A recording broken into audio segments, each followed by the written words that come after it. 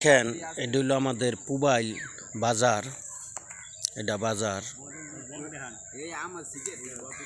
বাজার এটা হাসপাতাল করছে, প্রাইভেট হাসপাতাল। এই জায়গায় শিক্ষক বা শিক্ষিকা তৈরি করব, এজন্য খালটা একবারে শুকায়া, এই খালটা বা এই জায়গায় এক সময় খুবই ভালোই ছিল।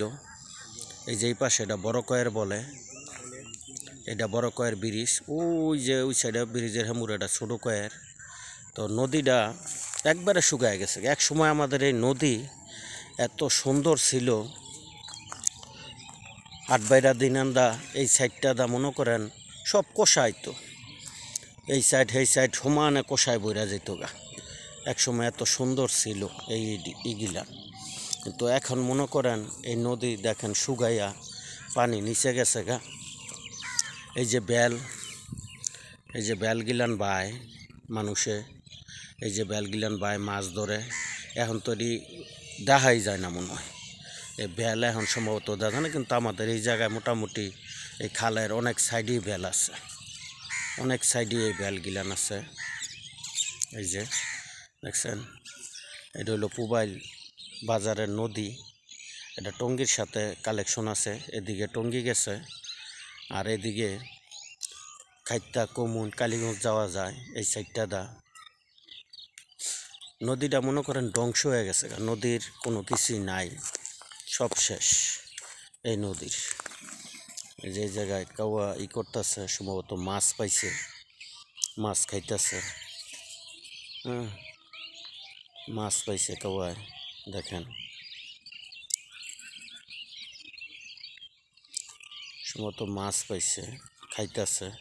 তো নদীটা মইরা যাওয়ার মূল কারণ হইল গিয়ে নদীটার, দেখেন এটা কিন্তু পচা পানি, পরিষ্কার পানি না, এটা কিন্তু পচা পানি, ঠিক আছে? এটা হলো পচা পানি। তা এই পানিয়ে নদীর মাছও নষ্ট হয়ে গেছে, মাছ শেষ, মাছ মনে করেন বাইয়া উঠে উঠে এই নদীর।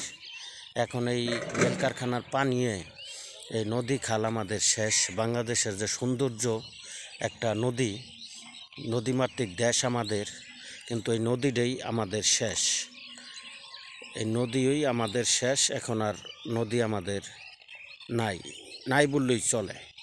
তবে সরকার যদি আমাদের এই জিনিসটা বাঁচায়, নদী বাঁচায়, এটার উপরে কাজ করে বা পচা পানি গিলান যেন নদী না ছাড়ে, তাইলে আমাদের নদীটা বাংলাদেশের আবার পুনরায় রূপ ফিরে আসবে।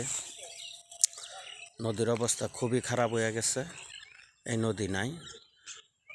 ওই সাইডে হইলো আপনার কালীগঞ্জ রোড, সামনে ফেরিঘাট ব্রিজ আছে এটা।